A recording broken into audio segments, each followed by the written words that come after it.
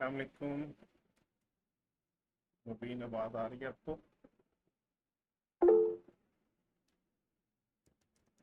सही। अच्छा, आज हम इंशाल्लाह अपना चैप्टर जो है वो कैपिटल गेन वाला करेंगे। तो कोई क्वेश्चन इसमें?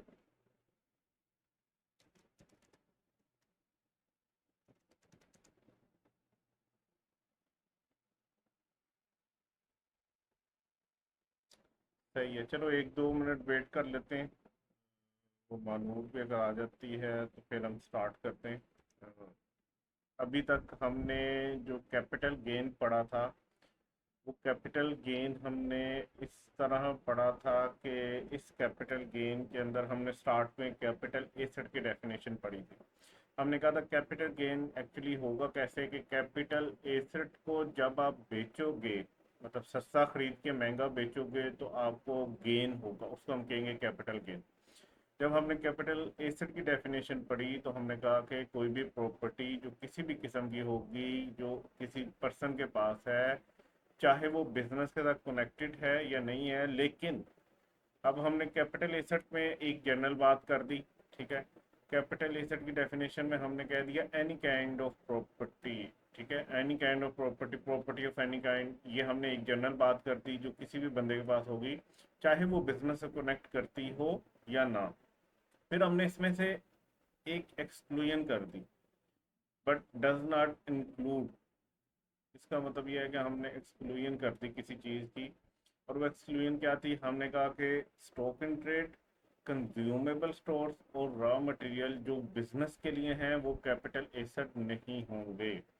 फिर हमने कहा any property for which depreciation और amortisation deduction is allowed under the head income from business, ये भी क्या होंगे? कैपिटल एसेट नहीं होंगे। ठीक है।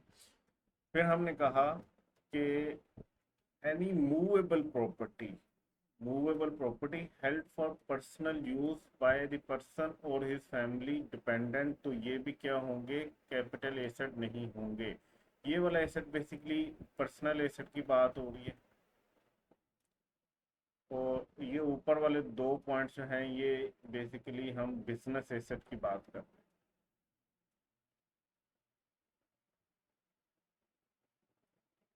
सो ये हमने अपने कैपिटल एसेट की डेफिनेशन से इनको एक्सक्लूड कर दिया था। अच्छा, इसके बाद हम आते हैं कि नेक्स्ट हमने कहा कि ठीक है, ये सारी चीज़ें तो ठीक हैं। अब ज़रा एक सेकंड,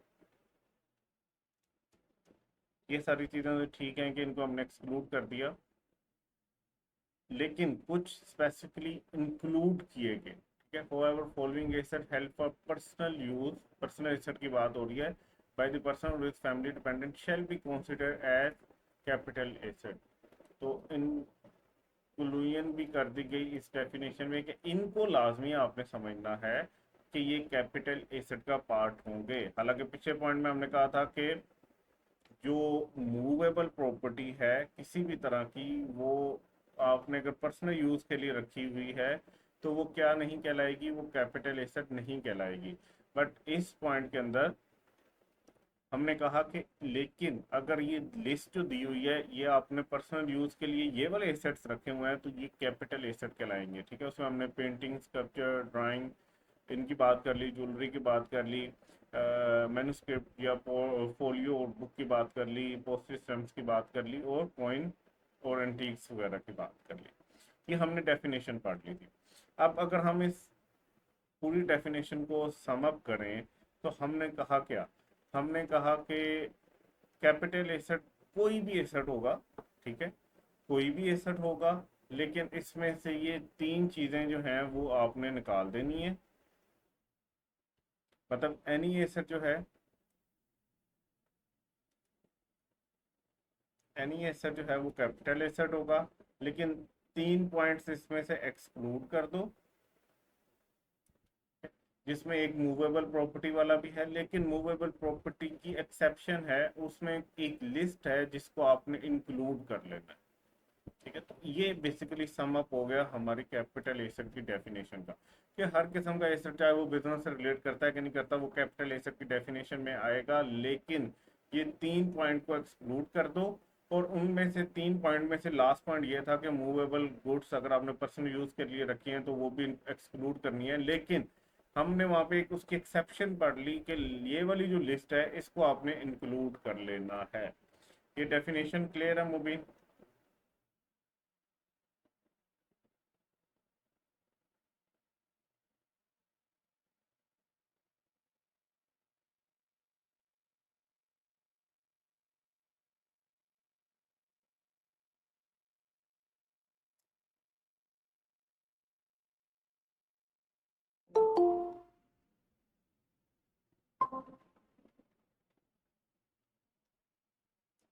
अस्सलाम वालेकुम मानू। हाँ जी, इनको इंक्लूड करना है। अच्छा, सिंपल, देखो, आसान अल्फाज में अगर दोबारा बात करें ना, तो कैपिटल एसेट में वो कहता है कि कैपिटल एसेट जो है वो किसी भी किस्म की प्रॉपर्टी है, property of any kind held by a person, वो कैपिटल एसेट कहलाएगी। चाहे वो बिजनेस के साथ कनेक्टेड हो, वेदर और not connected with the business, ठीक है, चाहे वो बिजनेस के साथ कनेक्टेड हो या ना हो, हर किस्म की प्रॉपर्टी क्या कहलाएगी? कैपिटल एसेट कहलाएगी, बट डज नॉट इंक्लूड, ठीक है, लेकिन उसमें एक्सक्लूजन जो है वो बता दी कि इसको, ये 3 पॉइंट जो हैं ये एक्सक्लूड होंगे इस डेफिनेशन से, मतलब हर किस्म की बता दिए। फॉर एग्जांपल ये सारे हमारे पास प्रॉपर्टी की टाइप्स हों, अगर हम कहेंगे ये सारी प्रॉपर्टी है, इसमें से 3 चुन के बता दिए कि इनको छोड़ दो, ये 3 जो है ये कैपिटल एसेट नहीं है, ठीक है, ये 3 कैपिटल एसेट नहीं है, इसके अलावा जितने भी होंगे ना इसके अंदर वो सारे क्या कहलाएंगे? कैपिटल एसेट्स कहलाएंगे, ठीक है। अच्छा, ये 3 कौन से हैं? एक है कि भाई ये बिजनेस से रिलेटेड, अगर आपने स्टॉक इन ट्रेड रखा हुआ है, कंज्यूमेबल स्टोर रखे हुए हैं या रॉ मटेरियल रखे हुए हैं बिजनेस पर्पस के लिए, तो ये कैपिटल एसेट नहीं कहलाएंगे। फिर आपने रखा हुआ any property for which depreciation और amortisation deduction is allowed under the head income from business, ये भी बिजनेस एसेट की बात हो रही है जिसके ऊपर डेप्रिसिएशन या अमोर्टाइजेशन होनी है, ये भी इसमें इंक्लूड नहीं होगी। फिर एक ये है any movable property, movable property, अब ये मूवेबल के ऊपर आपने गौर करना है, ये एक्सक्लूजन की बात हो रही है, ये 3 पॉइंट हम एक्सक्लूड कर रहे हैं। Any movable property held for personal use, जो आपने पर्सनल यूज के लिए रखी हुई थी, ठीक है, अपने या अपने फैमिली डिपेंडेंट्स के लिए, तो वो भी एक्सक्लूड हो जाएगी कैपिटल गेन की डेफिनेशन में से, ठीक है। बेसिकली वो कहना क्या चाह रहा है? वो कहना ये चाह रहा है कि कैपिटल गेन में आपका हर किस्म का गेन आ जाएगा, कोई भी कैपिटल एसेट आप खरीदो सस्ता और बेचो महंगा, तो जो भी गेन होगा वो कैपिटल गेन समझा जाएगा, ठीक है। अब सवाल आता है कि कौन सा एसेट, ठीक है, तो उसने कहा भाई सारे एसेट्स आ जाएंगे इसके अंदर, लेकिन 3 चीजें इसमें से एक्सक्लूड कर दो। बिजनेस का स्टॉक वगैरह, ठीक है, क्योंकि वो तो बिजनेस इनकम का पार्ट बनता है ना, वो तो आपको पता है कि कंजम्पशन वाला अकाउंटिंग में अगर आपको याद हो कि कंजम्पशन वहां से निकलती है और वो कॉस्ट ऑफ सेल में जाती है, तो वो तो वहां पे आपको एक्सपेंस अलाउ हो रहा है, ठीक है, तो वो बेच के आपको गेन थोड़ा हो रहा है, वो तो जो गेन आपको हो रहा है बेच के वो तो आपका ग्रोस प्रॉफिट में जा रहा है ना, बिजनेस में, ठीक है, सो उसको उसने एक्सक्लूड कर दिया। फिर उसने कहा कि उस प्रॉपर्टी को भी एक्सक्लूड कर दो जिसके ऊपर डेप्रिसिएशन या अमोर्टाइजेशन हो रही है इनकम फ्रॉम बिजनेस में, मतलब वो कहना चाह रहा है कि यार ये जो बिजनेस से रिलेटेड कुछ एसेट्स है ना, वो बिजनेस के एसेट्स हैं, उन पे अगर आपको गेन लॉस हो रहा है ना तो वो बिजनेस में देखेंगे, उसको कैपिटल गेन की तरफ ना लेके, ठीक है। तो वो कहता है अच्छा, मूवेबल प्रॉपर्टी जितनी भी है ना जो आपने पर्सनल यूज के लिए रखी हुई है या आपकी फैमिली मेंबर्स ने रखी हुई है, फॉर एग्जांपल गाड़ी आपकी हो गई, उसके बाद आपका फ्रिज हो गया, ठीक है, आपका फ्रिज हो गया तो ये भी निकाल दो इसमें से, फिर आपका फर्नीचर हो गया, ठीक है, ये वो सारी चीज़ें कहता है कि ये आपने जो है ना वो निकाल देनी है, मतलब इसके ऊपर आप क्या गेन देते फिरोगे। अगर वो हर चीज़ पे कह देता मूवेबल प्रॉपर्टी को भी ऐड कर देता, तो फिर तो आप अगर कोई चीज़ छोटी से छोटी भी खरीदते, फॉर एग्जांपल आपने पेन खरीदा है और वो आगे किसी को बेचा है तो उसके ऊपर भी आप गेन कैलकुलेट करने लग जाते, ठीक है। तो इस तरह से उसने कहा यार मूवेबल प्रॉपर्टी जो है ना वो साइड पे कर दो, मतलब कोई अब मोबाइल खरीदेगा, मोबाइल उसने बेचा कल को, तो उसके ऊपर वो क्या गेन कैलकुलेट करके टैक्स देने लग जाए, तो उसने कहा कि मूवेबल प्रॉपर्टी जो पर्सनल यूज के लिए उसको निकाल दो। ये निकालने के बाद उसको ख्याल आया कि यार कुछ तो मूवेबल प्रॉपर्टी ऐसी होती है जिसके ऊपर तो अच्छा खासा गेन लोगों को आता है, तो उसने कहा अब कुछ को इंक्लूड कर लेते हैं। अब ये स्पेसिफिकली बताया गया है कि कुछ मूवेबल प्रॉपर्टी ऐसी है जिसको अगर आप पर्सनल यूज के लिए रखते हो तो उसको आप कैपिटल एसेट समझोगे। पहले एक जनरल पॉइंट था कि उसको समझने ही है मूवेबल प्रॉपर्टी को, अब उसने एक लिस्ट दे दी कि भाई पेंटिंग के ऊपर आप अच्छा खासा कमा सकते हो, ठीक है, ज्वेलरी आप बेचोगे अच्छा खासा गेन होता है तो इसके ऊपर तो टैक्स लेना चाहिए। फिर उसने कहा कि बुक या पोर्टफोलियो आपने इस तरह कुछ बेचा है या पोस्टेज स्टैम्प्स वगैरह बेची है या एंटीक्स वगैरह या कॉइन वगैरह बेचा है, तो उसने कहा ये वाली मूवेबल प्रॉपर्टी वो है जिसको आपने इस डेफिनेशन में इंक्लूड कर लेना है, ठीक है। देखो आप इंक्लूड कर रहे हो इसको, बेसिकली एक जनरल रूल उसने बताया कि मूवेबल प्रॉपर्टी जो पर्सनल यूज के लिए है वो पार्ट नहीं है कैपिटल एसेट का। बट ये पॉइंट उस जो आपकी सेक्शन है ना उसकी एग्जाम्पशन है, एक्सेप्शन है सॉरी, कि ये वाली मूवेबल प्रॉपर्टी है लेकिन ये डेफिनेशन में आ रही है। क्लियर?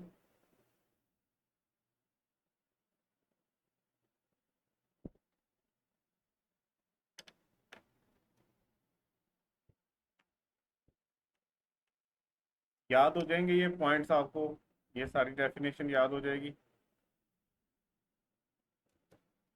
चलो आगे चलते हैं। फिर हमने ना कैपिटल एसेट्स को थोड़ा सा अपनी आसानी के लिए ना दो कैटेगरीज में डिवाइड कर लिया था। एक हमने कहा था शेयर्स ऑफ प्राइवेट कंपनी, ठीक है, और एक हमने कह दिया था share of member of firm वगैरह के शेयर्स। फिर हमने एक कह दिया था कि ये जो अभी हमने एक्सेप्शन पढ़ी है movable property for personal use की, उसकी जो लिस्ट है वो वाली, ठीक है। अभी हमने मैं इसको सिर्फ दो कैटेगरीज में डिवाइड किया। देखो उसने तो जनरल बात किया ना, एनी काइंड ऑफ एसेट जो है वो कैपिटल एसेट में आता है, लेकिन अभी हमने आसानी के लिए दो कैटेगरीज बनाई। एक में हमने प्राइवेट कंपनी के शेयर्स रखे या एओपी या फर्म का जो है ना वो आपके जो आप मेंबर होने के लिए आपने या उसके शेयर होल्डर थोड़ी नहीं होते, मेंबर होते हैं फर्म के, उसमें जो आपका शेयर है वो रखा। और दूसरी वाली जो कैटेगरी थी उसमें ये सारी लिस्ट रख दी मूवेबल एसेट्स, ठीक है। तो मैंने ये भी आपको याद करवाया था कि ये पेपर में कैटेगरी का वर्ड यूज नहीं करना, ये सिर्फ आप लोगों की अंडरस्टैंडिंग के लिए। अच्छा फिर हमने इसको देख लिया था कि इसकी ट्रीटमेंट कैसे होगी। हमने कहा जो कैटेगरी वन है मतलब जिसके अंदर प्राइवेट कंपनी के शेयर्स हैं और जिसके अंदर जो है वो आपकी एओपी के अंदर जो अगर कोई शेयर है तो उसको बेचोगे आप तो उसका गेन होगा, तो गेन को इनकम समझा जाएगा। मतलब इसका जो गेन होगा ना ये चार्जेबल होगा। चार्जेबल वर्ड आपको अब याद हो जाना चाहिए। चार्जेबल का मतलब क्या है, जिसके ऊपर टैक्स चार्ज हो सकता है, ठीक है। तो गेन जो होगा कैटेगरी वन वाले एसेट्स का, उसमें अगर आपको कोई गेन हो गया, आपने बेचा 10 रुपए का खरीदा था शेयर, 15 का बेचा, तो कुछ ना कुछ गेन हुआ, तो ये चार्जेबल है, इसके ऊपर आपको टैक्स देना पड़ेगा। तो अगर इस पे लॉस हो जाए तो ये भी इजाजत है कि इसको डिडक्शन के तौर पे आप ले सकते हैं, ठीक है। इसका लॉस डिडक्टेबल है। अब ये कुछ वर्ड ना जो टैक्स के खास वर्ड्स हैं जो यूज होते हैं, इनको आपने याद रखना है। जब उसने किसी चीज के ऊपर टैक्स लगाना होता है ना तो वो कहता है ये चीज चार्जेबल है, मतलब इसके ऊपर टैक्स लग सकता है। और जब उसने उसमें से कोई रिडक्शन देनी हो, आपको कम करवाना हो, खर्चा अलाउ करना, तो वो कहता है ये डिडक्टेबल है, ठीक है। तो ये दोनों चीजें आपने याद रखें। अब कैटेगरी टू हमने फिर एक पढ़ी। हमने कहा कैटेगरी टू जो हमने वो पूरी लिस्ट पढ़ी हुई है जिसमें एंटीक्स हैं, कॉइन्स हैं, ठीक है, वो आपके स्कल्पचर है, जो बुक कवर है, इस तरह की जो भी चीज़ें हैं, उस लिस्ट का जो गेन होगा वो इनकम समझा जाएगा, यानी वो चार्जेबल होगा, ठीक है। लेकिन जो उस पे लॉस है ना वो डिडक्टेबल नहीं है। Loss is not allowed at deduction, इसकी इजाजत नहीं है कि आप इसको डिडक्ट करें, ठीक है। फिर हमने एक और कहा कि भाई कुछ ऐसे एसेट्स भी हो सकते हैं जिसको गवर्नमेंट कह देगा यार इसके ऊपर कैपिटल गेन वगैरह जो है ना वो चार्जेबल नहीं है। चार्जेबल नहीं है मतलब एग्जाम्प्ट है, इसके ऊपर टैक्स नहीं लग सकता, वो एग्जाम्प्ट है या चार्जेबल नहीं है। तो उसकी गेन को हम इनकम नहीं समझेंगे और ना उसके लॉसेस को हम डिडक्शन के तौर पे कंसिडर करेंगे, ठीक है। अगर गवर्नमेंट कह दे कि ये वाले सर्टेन एसेट्स हैं जिनके ऊपर आपने टैक्स नहीं लगाना, ये टैक्सेबल नहीं है।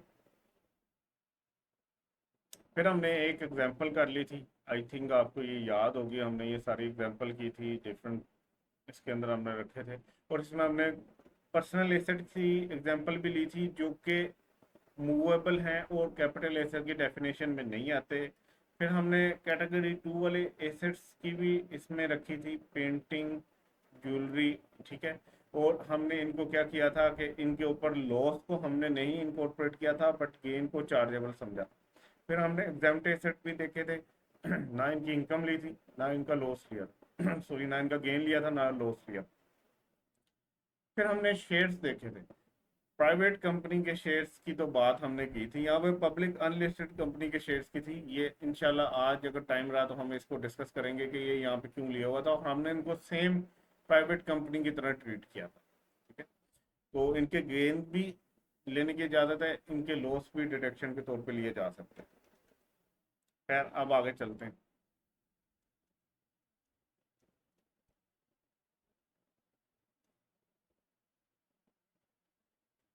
ठीक है। तो आज जो इफेक्टिवली अगर देखें तो अब से हमारा आज का लेक्चर शुरू हो रहा है। पीछे मैंने एक दफ़ा रिवाइज कर दिया था क्योंकि आपका गैप हो गया था, तो मुझे था कि भूल ना गए हो, तो आज यहाँ से अब हम स्टार्ट करते हैं। तो कहता है, अ gain arising on disposal of capital asset other than a gain that is exempt from tax shall be chargeable, मतलब इस पे टैक्स लगाया जाएगा under the head capital gains, ठीक है। वो कहता है कि भाई मैंने आपको कैपिटल एसेट की डेफिनेशन समझा दी है ना, जो भी हम समझे आज हमने सुबह दोबारा रिवाइज किया। कहता है इस कैपिटल एसेट की डेफिनेशन में जो भी एसेट आएगा, जब आप उसको डिस्पोज करोगे, उसको बेचोगे, तो अगर कोई गेन आया, उस पर कोई गेन आया, तो वो गेन क्या होगा, वो गेन होगा चार्जेबल, मतलब उस पर टैक्स लगेगा, और किस हेड के अंदर लगेगा, कैपिटल गेन वाले हेड के अंदर, ठीक है। लेकिन साथ वो कहता है कि अगर वो एग्जाम्प्ट है तो उसको छोड़ दो, ठीक है। इस लाइन को अगर हम काट दें तो सिंपल वो कहता है कि जब भी आपने कैपिटल एसेट को बेचा और उस पर गेन आया तो वो चार्जेबल होगा under the head capital gain. Again, the gain is taxable in the year in which it is earned and not the year in which it is received. कहता है ये जो गेन के ऊपर आपने टैक्स देना है, ये गेन के ऊपर जो आपने टैक्स देना है, ये टैक्स कब देना है, जिस साल आपने वो गेन अर्न किया है, ना कि जब उसको रिसीव किया है। It means if you sell shares in tax year 2016, the cash received in tax year 2017, income will be taxed in tax year 2016, ठीक है। फॉर एग्जांपल आपने 29 जून को अपनी कोई ज्वेलरी बेची, ठीक है। तो आपको अभी पैसे नहीं मिले, ठीक है, उसने पैसे कहा कि मैं 3 दिन बाद दूंगा आपको, बट आपने ज्वेलरी उसके हवाले कर दी, वो बिक गई, सारा कुछ डिसाइड हो गया, उसके पैसे निकल नहीं रहे थे बैंक अकाउंट से, या समहाउ आपको पैसे नहीं मिले, आपको पैसे मिले जाके 2 जुलाई से 2024 को, और ये आपने बेची 29 जून 2024 को, तो ये टैक्स ईयर 2024 है। आपको जो गेन हुआ वो अर्न हो गया 2024 में, और आपको रिसीव कब हुआ, वो हुआ टैक्स ईयर 2025 में। सो ये आपने टैक्स इसके ऊपर कब देना है, जब आपने अर्न कर लिया हो गेन, वो 2024 के अंदर आपने देना। क्लियर बच्चों?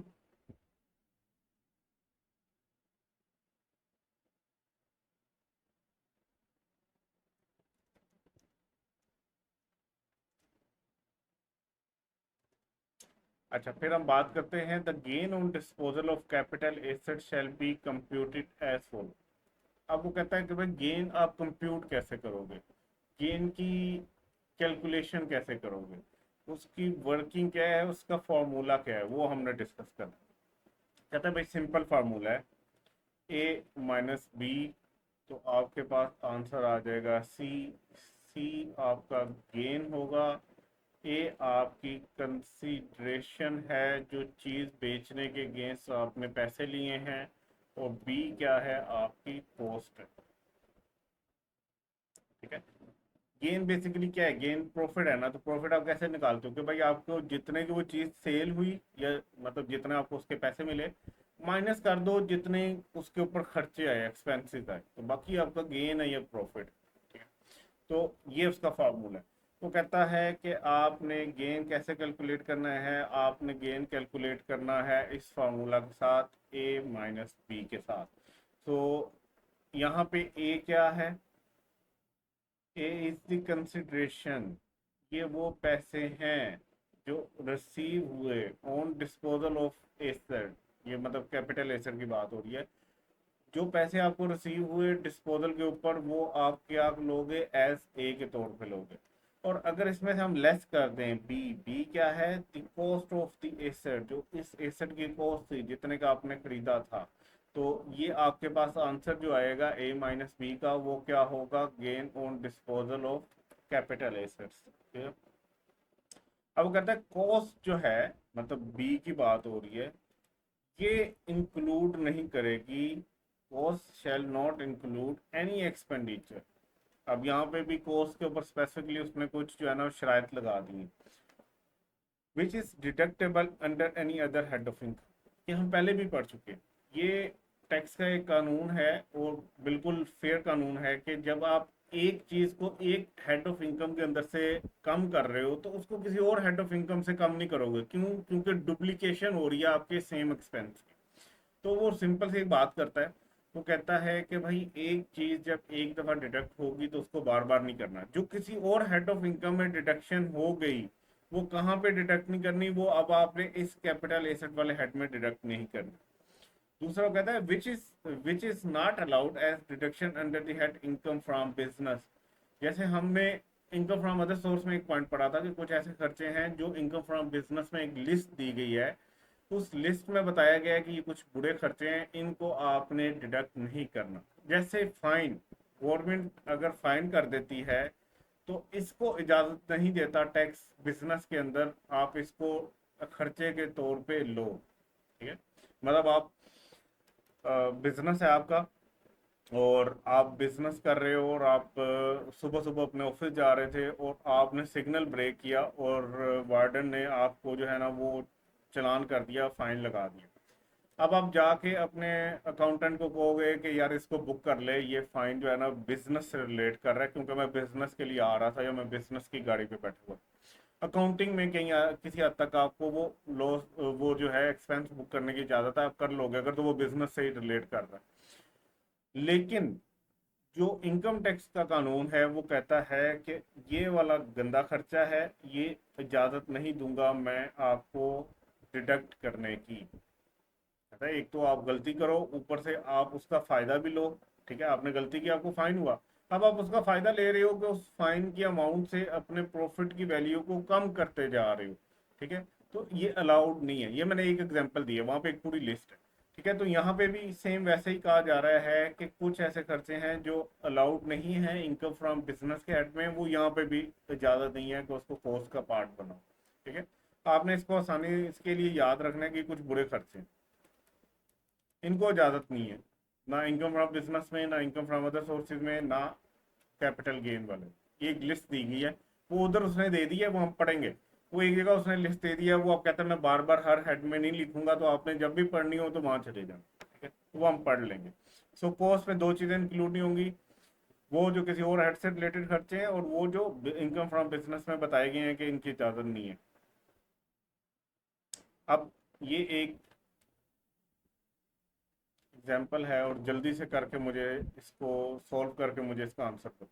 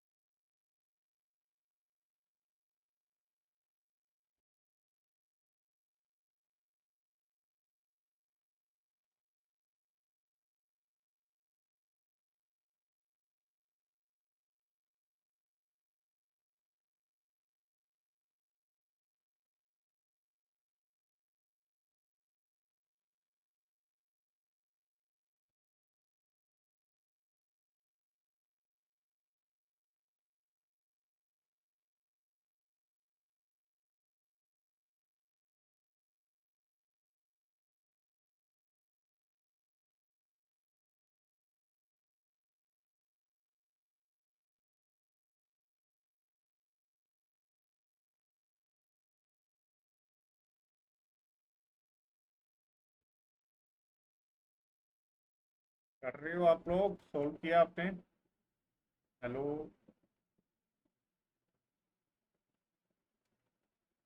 बच्चों, मैसेज करते रहा करो कि एक्टिव हो आप लोग।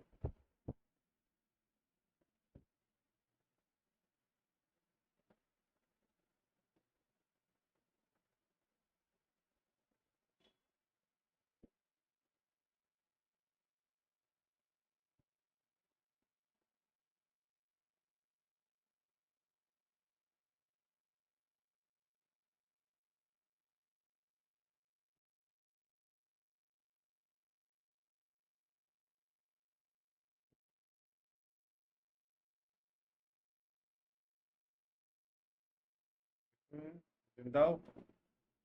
अच्छा, मुबीन का आंसर है 111। ठीक है, सही है। हम इसको नोट कर लेते हैं, बाकी हम देखेंगे कि आंसर सही है कि नहीं है। मनूर, आपने किया है ये क्वेश्चन?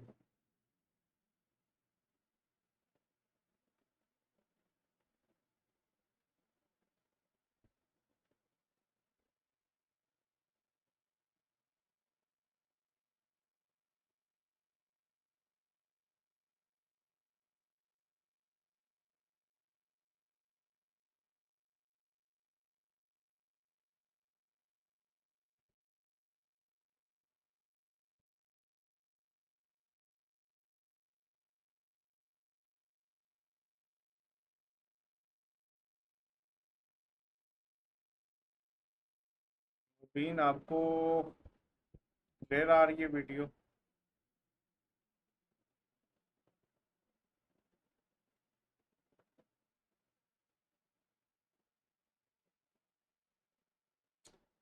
चलें फिर, ये आपकी तरफ इशू होगा, क्योंकि मेरी तरफ जब लास्ट टाइम इशू हुआ था ना, वो मुझे आइडिया हो रहा होता था कि मेरा इशू चल रहा है, मेरे पास अपने पास भी शो हो रहा होता था।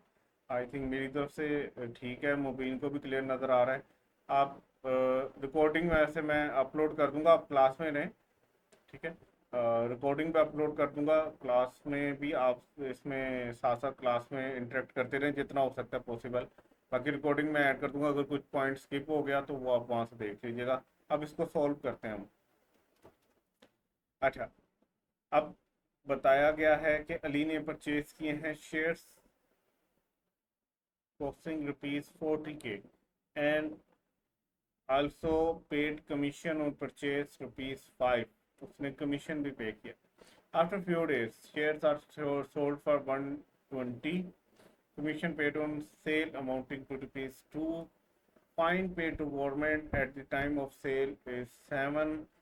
Ali also incurred repair expenses of 14 to earn income under the head income from other source. Calculate gain और लॉस ऑन डिस्पोजल। ठीक है, तो हमारे पास फॉर्मूला क्या है? A - B। तो इस ए के अंदर हम कंसिडरेशन लेते हैं। यहाँ पे कंसिडरेशन कितनी है? उसने कितने के बेचे हैं? 120 के उसने बेचे हैं, 120। अच्छा, उसके बाद कॉस्ट की बात कर लेते हैं। कॉस्ट को हम कहते हैं कि बी होती है हमारी कॉस्ट, और यहाँ पे कॉस्ट देख लेते हैं। उसने परचेज कितने के किए थे? 40 के। ठीक है, प्लस उसको कमीशन पे करना पड़ा था परचेज के ऊपर ₹5 का। मतलब अगर आप देखोगे उसने कितने के खरीदे थे, उसको ₹45 देने पड़ गए थे। ठीक है, क्लियर है? तो उसने ₹5 ये दिए थे। अच्छा, उसके बाद जब वो बेचने गया तो कमीशन, उसने जब बेचा तो उसको कमीशन पे करना पड़ा ₹2 का। ठीक है, अब ये जो ₹2 हैं ये भी तो इसको एक किस्म की कॉस्ट पड़े ना। अब इस ₹2 को मैं यहाँ से भी लेस कर सकता था। देखो, उसको 120 नहीं मिले थे, उसको एक्चुअली जब बेचे उसने तो उसको ₹118 मिले थे। ठीक हो गया, लेकिन हम उसको कंसिडरेशन में टोटल ही लेंगे और कॉस्ट का पार्ट बना लेंगे। अब ये मैंने वो खर्चे लिए हैं जो डायरेक्टली एट्रीब्यूटेबल हैं। ठीक है, इसको सेल करने के लिए ये डायरेक्टली एट्रीब्यूटेबल हैं, ये इसी से रिलेट कर। अच्छा, फिर वो कहता है कि उसने फाइन पे किया गवर्नमेंट को at the time of sale 7। अच्छा, अब ये जो फाइन है, ये जो गवर्नमेंट को फाइन पे किया है, ये कैपिटल गेन वाले हेड से रिलेट कर रहे हैं, इसी हेड से रिलेट कर रहा है। ठीक है, और जो इस हेड से रिलेट कर रहा है वो मुझे इजाजत है कि मैं इसमें से लेस कर सकता हूँ, लेकिन ये फाइन वाला मैंने अभी आपको बताया था कि ये एक लिस्ट दी गई है इनकम फ्रॉम बिजनेस में, जहाँ पे मना किया गया है कि ये कुछ बुरे खर्चे हैं उनको कहीं नहीं लेस करना, ना इनकम फ्रॉम बिजनेस में करना है, और वही हमने रेफरेंस दिया था इनकम फ्रॉम अदर सोर्सेज में, वही हमने यहाँ पे भी लिया। सो ये 7 रुपये में लेस नहीं कर सकता यहाँ पे। ठीक है, ये 7 रुपये में लेस नहीं कर सकता। फिर आगे वो कहता है Ali also इनकट repair expenses of rupees 14। उसने 14 का रिपेयर एक्सपेंस किया, जो कि किससे रिलेट कर रहा था, इनकम फ्रॉम अदर सोर्स से।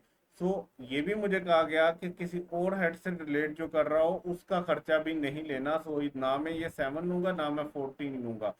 और अब निकालो जरा, 40 + 5 + 2, 47 की कॉस्ट निकल गई, और मेरे पास जो बाकी बचा वो बचा 73।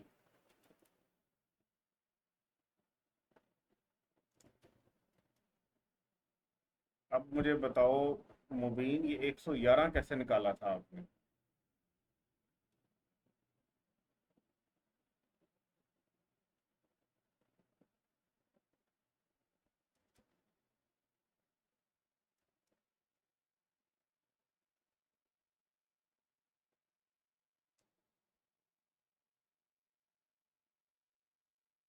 ये मैं समझाता हूँ, पहले मुझे ये समझाओ कि 111 कैसे निकाला था।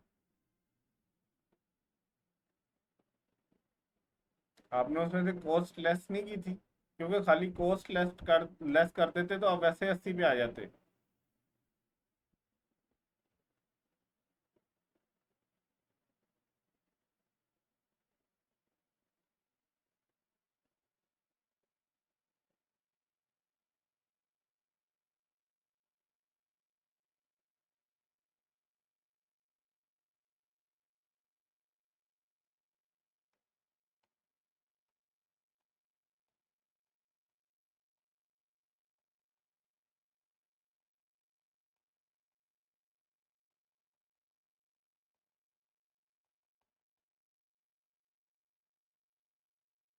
आपने सिर्फ उसकी कंसिडरेशन में से दो चीजें लेस की थी। एक आपने आई थिंक 9 लेस किए हैं, एक आपने 2 रुपये शायद लेस किए हैं, और एक आपने 7 रुपये लेस किए हैं, ऐसे ही है। अच्छा ठीक है, गलत किया ना। देखो मुबीन, जितने की चीज खरीदी है पहले तो वो उसकी कॉस्ट का मेन पार्ट तो वही है ना। आप जितने की बेच रहे हो वो आपने ले लिया, उसमें से जितने खरीदी है वो तो लाजमी लेनी है ना, कॉस्ट तो लाजमी लेनी है उसकी, जो उसकी परचेज की कॉस्ट है वो तो लाजमी लेनी है। खैर, मैं अभी आपके दूसरे दो पॉइंट्स का आंसर करता हूँ। ये लास्ट स्लाइड में हमने क्या कहा था, ये आखिरी लाइंस पढ़ो जरा, ये वाले, ये हमने कहा था कि कॉस्ट में दो चीजें इंक्लूड नहीं करनी। एक वो चीज जो रिलेट कर रही हो किसी और हेड ऑफ इनकम से, मतलब इनकम फ्रॉम अदर सोर्स का कोई भी खर्चा जो है वो अपनी कॉस्ट में ऐड ना कर लेना। ठीक है, इसकी इजाजत नहीं है। क्यों? क्योंकि वो आप इनकम फ्रॉम अदर सोर्स में ही उसको डिडक्ट कर रहे होगे, तो इधर नहीं करना। दूसरा हमने ये कहा था which is not allowed as deduction under the head income from business. Income from business में एक लेस लिस्ट दी हुई है, उस लिस्ट के ऊपर जो जो भी आइटम्स लिखे हुए हैं वो ना तो इजाजत है इनकम फ्रॉम बिजनेस में उनको करने की, ना वो यहाँ पे करना है आपने। ठीक है, उस लिस्ट में से एक मैंने एग्जांपल बता दी थी, फाइन। अब ये दो चीजें हैं जो हमें ये इस 4 सेक्शन में बताया जा रहा है कि ये दो चीजें इंक्लूड नहीं करनी कॉस्ट के अंदर। एक वो खर्चे जो किसी और हेड से रिलेट कर रहे हैं, क्योंकि वो साइड में जाकर डिडक्ट होंगे, इस साइड में नहीं होंगे। और दूसरा ये कि एक लिस्ट दी गई है इनकम फ्रॉम बिजनेस में, जो कि बुरे खर्चे हैं वो यहाँ पे नहीं करने। तो इस क्वेश्चन में यही हुआ था। इस क्वेश्चन में आप जो फाइन पे हुआ था ये वो खर्चा है जो इनकम फ्रॉम बिजनेस में लिखा गया है कि ये बुरा खर्चा है, इसको आपने डिडक्ट नहीं करना, और वो हमने यहाँ पे भी फॉलो करना है। सो मैंने 7 रुपये नहीं लिए। 7 रुपये, हालांकि रिलेट मेरे इसी हेड से कर रहे हैं, इनकम फ्रॉम कैपिटल गेन से, ये खर्चा यहाँ से ही रिलेट कर रहा है क्योंकि मुझे बेचते हुए फाइन हुआ है। बट ये मैं नहीं ले सकता, क्यों? क्योंकि ये बुरे खर्चों की लिस्ट में आता है और मुझे मना किया गया अभी जो हमने लास्ट सेक्शन 4 पढ़ा है उसके अंदर, कि वो लिस्ट में जो बुरे खर्चे हैं वो इस इनकम फ्रॉम कैपिटल गेन में अलाउड नहीं है कि आप उनको डिडक्ट करो। ठीक है। और दूसरा क्या है कि एक 14 रुपये का रिपेयर एक्सपेंस है जो कि इनकम फ्रॉम अदर सोर्स से रिलेट कर रहा है, सो जो किसी और हेड से रिलेट कर रहा है उसको मैं यहाँ पे नहीं ले सकता। तो मेरे से रिलेटेड क्या है, एक मेरी कॉस्ट जितने के मैंने वो खरीदे थे, एक मैंने खरीदते हुए जो कमीशन दिया और एक मैंने जो बेचते हुए कमीशन दिया, ये डायरेक्टली एट्रीब्यूट कर रहे हैं इस गेन से।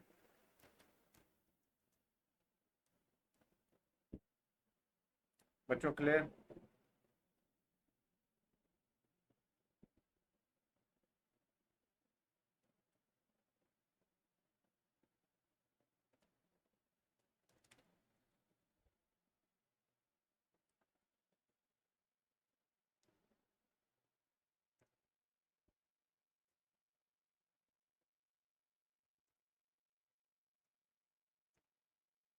अच्छा, क्वेश्चन है कि कॉस्ट ऑफ कैपिटल एसेट को कैसे डिटरमिन किया जाता है। ठीक है।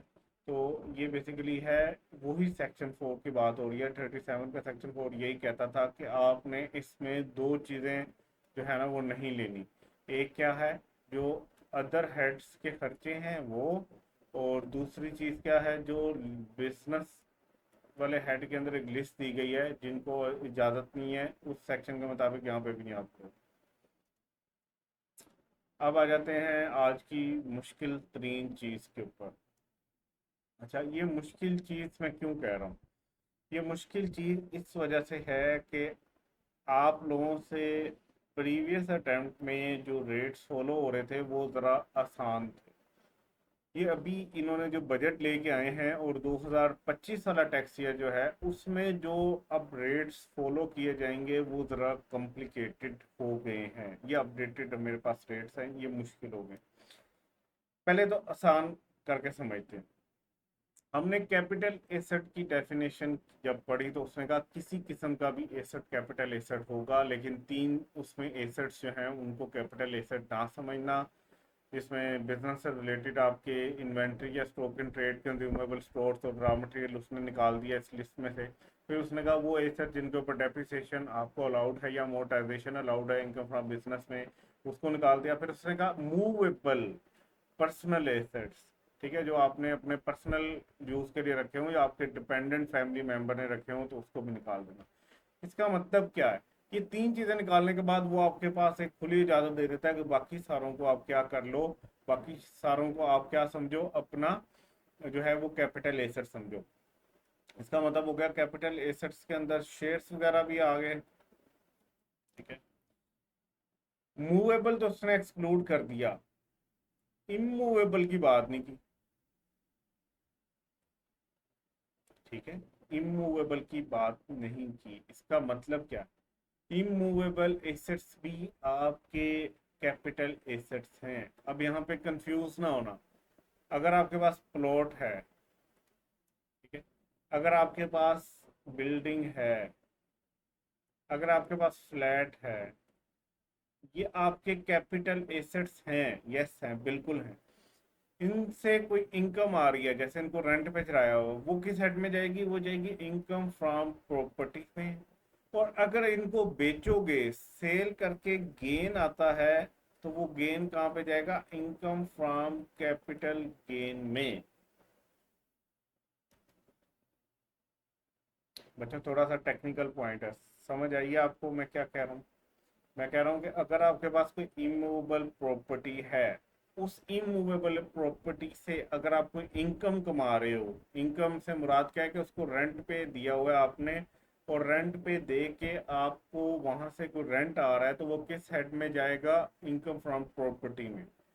बट अगर आप उनको बेच के कुछ गेन कमा रहे हो तो वो कहाँ जाएगा? वो जाएगा इनकम फ्रॉम कैपिटल गेन्स में।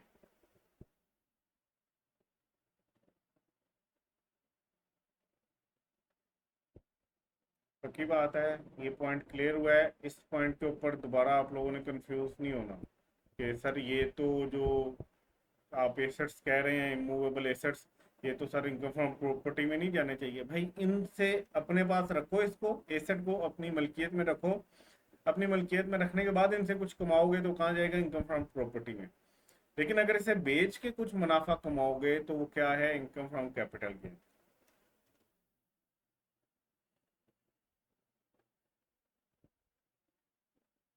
अच्छा, अब हमें बताया गया है कि जो गेन होगा ना आपका, गेन जो अराइज होगा disposal of immovable property. Immovable property को उस डेफिनेशन में से एक्सक्लूड नहीं किया गया। इसका मतलब ये है कि ये भी एक एसेट ही है आपका, कैपिटल एसेट। ठीक है, कहता है जब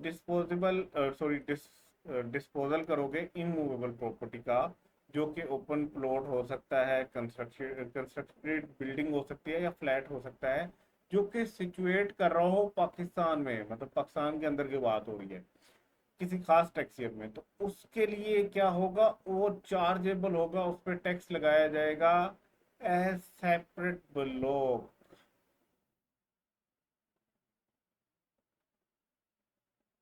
ठीक है,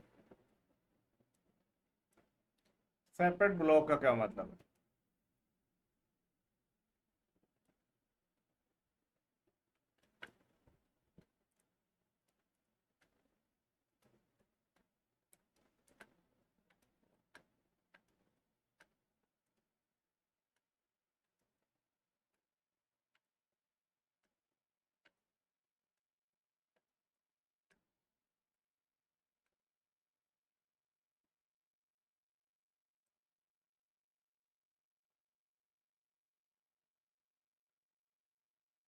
बच्चों, तो बोलो बोलो, सेपरेट ब्लॉक का मतलब क्या है? सेपरेट ब्लॉक का मतलब क्या है? वो भी सेपरेटली चार्ज होंगे, बिल्कुल सही कह रहे हो। सेपरेट ब्लॉक का मतलब ये है कि ये, इसके लिए ना एक अलग ही रेट्स दिए गए हैं। इसके लिए एक अलग ब्लॉक बनाया गया है कि इनके ऊपर ये रेट्स लगेंगे। देखो, हमने पिछले लेक्चर में ना ये किया था कि उसके अंदर हमने ये कर दिया था कि हम दो कैटेगरीज में डिवाइड कर रहे थे। ठीक है, और उन कैटेगरीज को डिवाइड करने के बाद हमने जब उसकी इनकम को इनकम फ्रॉम कैपिटल गेन में डाला, और डालने के बाद बिजनेस इनकम भी उस एग्जांपल में आ रही थी, बिजनेस इनकम भी ली। उसके बाद जब हमने रेट लगाए ना, तो हमने देखा कि इसके ऊपर सैलरी पर्सन वाला रेट लगाना है या नॉन सैलरीड पर्सन वाला। याद है, हमने सिंपल तरीके से किया था एनटीआर के अंदर। सेपरेट ब्लॉक का मतलब ये है कि भाई जो इमूवेबल प्रॉपर्टी है ना आपकी, इसके ऊपर गेन आएगा ना, तो गेन को कैसे करना है डील, उसको नॉर्मल वो जो दो हमने पढ़े हुए हैं टेबल, वो वाला टैक्स नहीं लगाना। इसका जो गेन है उसके लिए अलग टैक्स के लिए रेट्स जो हैं वो दिए गए हैं। सो ये सेपरेट ब्लॉक में टैक्स होगा। इसके लिए गवर्नमेंट ने आपको अलग से टैक्स रेट बताए।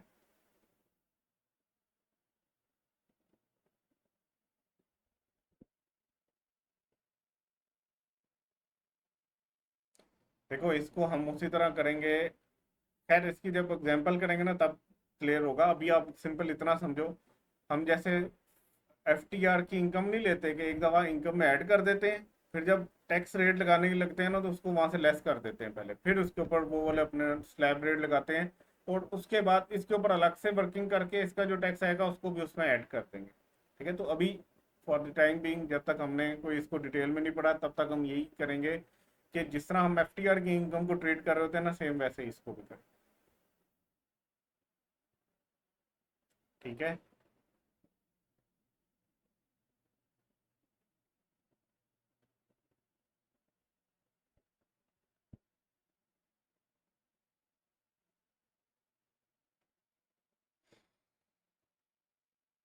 तो हमारे पास एक टेबल है। टेबल में आपको बताया जाता है कि प्रॉपर्टी है, तो आपकी प्रॉपर्टी बेचने के ऊपर जो टैक्स लगेगा ना, वो होल्डिंग पीरियड की बेस पे लगेगा। होल्डिंग पीरियड का मतलब क्या है? जिस डेट को आपने परचेज किया,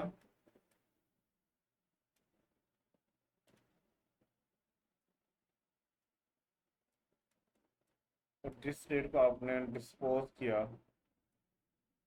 ये जो पीरियड है ये क्या कहलाएगा? आपका होल्डिंग पीरियड। ठीक है, इस होल्डिंग पीरियड की बेसिस के ऊपर आपको टैक्स देना पड़ेगा। For example, where the holding period does not exceed 1 year, आपने एक ही साल में प्रॉपर्टी खरीदी और एक ही साल में बेच दी, तो फिर जो गेन आया उसके ऊपर कितना टैक्स लगना है? तो आगे फिर मजीद कॉम्प्लिकेशन है। अगर तो वो ओपन प्लॉट था जो आपने बेचा, उसको एक साल में ही खरीद के बेच दिया, तो 15% कैपिटल गेन का आपको टैक्स देना पड़ेगा। अगर वो कंस्ट्रक्टेड प्रॉपर्टी थी, कोई बिल्डिंग थी, और आपने एक ही साल में खरीदी और एक ही साल में बेच दी, तो भी 15% टैक्स देना पड़ेगा। अगर वो फ्लैट था और आपने उसको एक ही साल में खरीद के बेच दिया, तो भी 15% टैक्स देना पड़ेगा। नेक्स्ट है slab, where the holding period exceed 1 year but does not exceed 2 year, जब एक साल से ज़्यादा टाइम हो गया बट 2 साल अभी पूरे नहीं हुए थे और आपने एक साल गुजारने के बाद बेच दिया 2 साल से पहले पहले, तो अगर तो ओपन प्लॉट है तो कितना आपको टैक्स देना पड़ेगा कैपिटल गेन के ऊपर? 12.5। और अगर वो बिल्डिंग है तो 10, और अगर वो फ्लैट है तो 7.5। अगर वो पीरियड 2 साल से ज़्यादा हुआ लेकिन 3 साल से ज़्यादा नहीं हुआ, तो ओपन प्लॉट के केस में 10% दे दो, कंस्ट्रक्टेड प्रॉपर्टी के केस में 7.5% दे दो, और फ्लैट के रेट में खुशी भंगड़े डालो, आपके ऊपर कोई टैक्स नहीं है अगर आपने 2 साल से ज़्यादा फ्लैट अपने पास रख लिया। फिर है, अगर आपने 3 साल से ज़्यादा रख लिया लेकिन 4 साल से ज़्यादा नहीं हुए, तो ओपन प्लॉट के ऊपर 7.5%, कंस्ट्रक्टेड प्रॉपर्टी के ऊपर 5%, और ये तो अब एग्जेम्प्ट ही है। Where the holding period exceed 4 year but does not exceed 5 years, तो ओपन प्लॉट के ऊपर 5%, और कंस्ट्रक्टेड प्रॉपर्टी के ऊपर कोई टैक्स नहीं है। वाओ, खुशियाँ। ठीक है, यहाँ पे भी आज़ादी होगी। अगर आपने 5 ईयर से ज़्यादा और 6 ईयर से कम, तो 2.5 ईयर, ये तो दोनों एग्जाम्प्ट हो गए। और अगर आपने 6 साल से ज़्यादा अपने पास ओपन प्लॉट रख के बेचा, तो उसके ऊपर भी कोई टैक्स नहीं देना पड़ेगा। ये पॉइंट समझ आए हैं बेटा? कंस्ट्रक्टेड प्रॉपर्टी, घर सेल करते हैं ना लोग, वो सेल होती है वो कंस्ट्रक्टेड प्रॉपर्टी। खाली प्लाट भी बेच सकते हो, कंस्ट्रक्शन की हुई बिल्डिंग भी बेच सकते हो, कोई फ्लैट खरीदा हुआ है एक पूरे बिल्डिंग के अंदर, वो फ्लैट भी बेच सकते हो आप।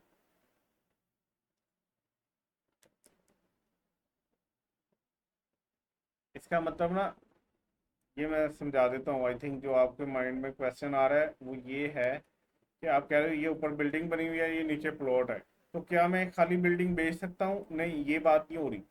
अगर ये खाली प्लॉट है तो इसको कहेंगे ओपन प्लॉट। अगर इसके ऊपर बिल्डिंग बन गई है तो अब ये पूरा प्लॉट प्लस बिल्डिंग क्या है? Constructed property.